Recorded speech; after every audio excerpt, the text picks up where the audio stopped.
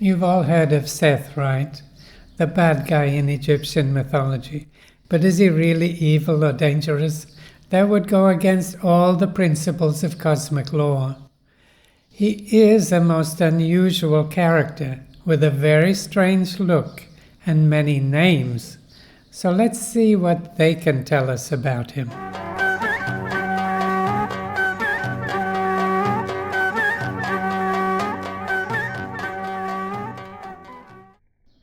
Welcome back to my channel.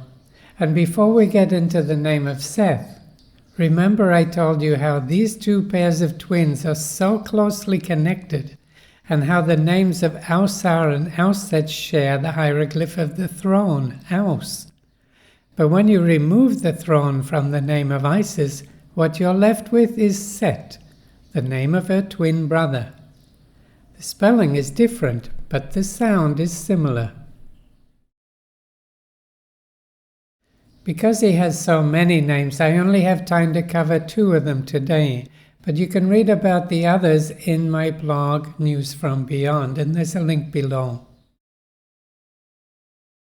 Despite his active involvement in our lives, we rarely see his image in temples or tombs, and even when we do, he's almost never called Seth, but rather by a name that mainstream sources don't even mention, Nebti.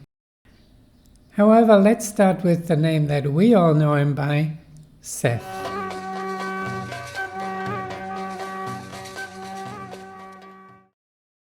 Seth is written with 3 hieroglyphs followed by the curious Seth animal, which is so distinctive that often it alone is used to represent him. Earlier I presented this hieroglyph as a chromosome in the process of dividing itself to form new cells, each one reproducing the exact same DNA as the parent strand, meaning these cells carry the genetic blueprint of the father's seed. And like the Kundalini serpent, the symbol contains the divine immortal fire that runs up the vertebral column to animate all life, which is why Seth is often associated with your back.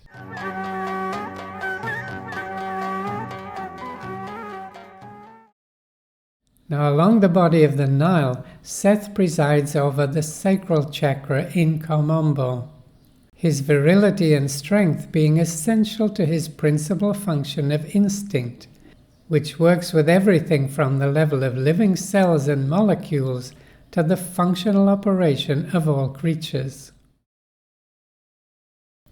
As your instinct, Seth is constantly replicating every single cell in your entire body throughout your life. Your skin cells alone are replaced every 2 to 3 weeks. Can you imagine the maintenance of your whole body? Basically, you cannot make a move that does not require Seth's intervention, and that's big.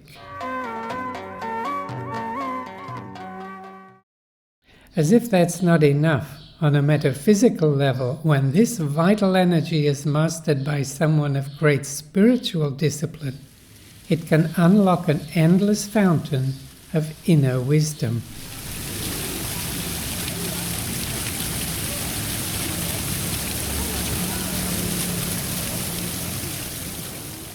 That first hieroglyph alone clearly shapes the character of Seth, while the second one is pronounced T, and it's used at the end of a letter's name to designate a female principle.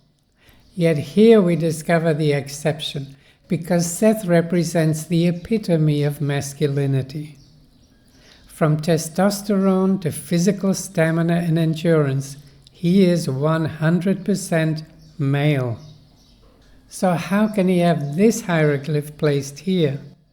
Well, remember that the female principle is that which contains, and apply that to what I said about the first hieroglyph, because Seth alone contains and holds all of that.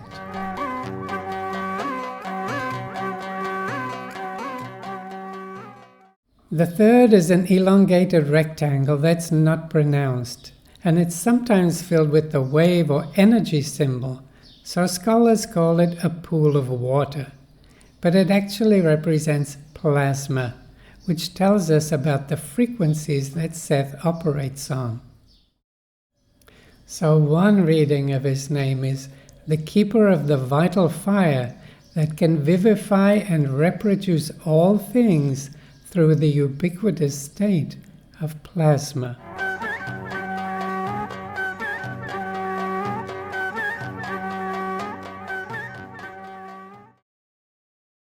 Now let's look at the only name whose hieroglyphs I actually have seen, Nebti.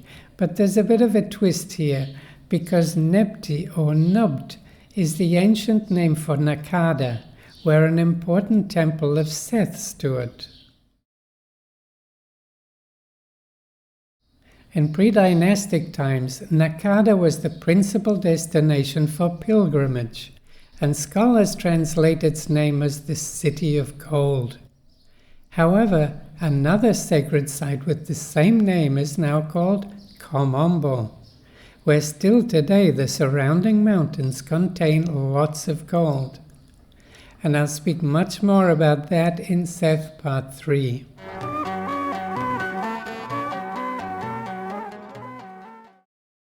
Nebti can be spelt in different ways. It can have a woven basket that's translated as Lord or Master, or the same basic shape with two strands falling from either side and some beads hanging below it, like a collar or necklace. These are followed by the foot hieroglyph we saw in the name of Seth's father, Geb. Then once again the semicircle that holds, and an X inside a circle that marks a physical location.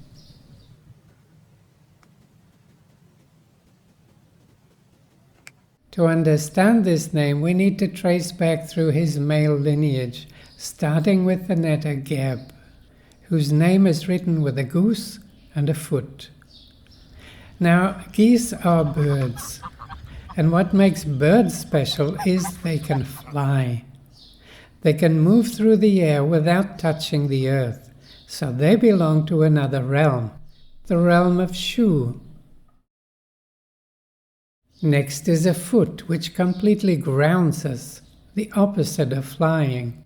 And Geb represents matter. And what is matter? It's the structured formation of atoms, the netter atum, suspended in space, the netter Shu. And as the last generation of the male lineage, Nebti's name repeats the foot hieroglyph, often superimposed with the golden collar or necklace. Now remember that in reading any sacred art, they don't want you to look at what's depicted, but at what it evokes. And what sits above a necklace is the head, the Lord and Master of the body. This hieroglyph can also refer to gold or silver metal, in other words, things that are precious, and it's often used as a pedestal to raise up things of great value.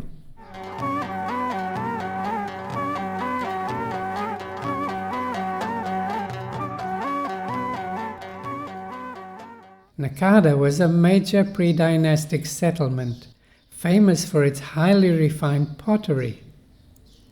Nowadays, we don't think of pottery as something precious, but until quite recently, people from all over the world drank from a ceramic cup and cooked their food in a ceramic pot. And over 6,000 years ago, Nakada was creating some of the most refined and perfectly conceived ceramics ever made. They're made of clay, which is earth and water, baked in fire and cooled by air. The four elements transformed into something so very precious. To me, this captures the true essence of the cosmic law we call Seth, your instinct and innate consciousness that transforms the four basic elements within your own body into the most precious thing you can have, perfect health. The name of King Seti first means the man of Seth, and Nebti is the netter of Nebt, the place where his temple stood. And by not mentioning his name, it goes undetected by the mind, so it cannot interfere and cause problems. And with that, I rest my case. So when you learn something new today, please click the like and subscribe buttons and consider supporting the channel through the Buy Me a Coffee link you'll find in the description below, where you'll also find a link to my blog, News from Beyond. And as ever, thank you for watching.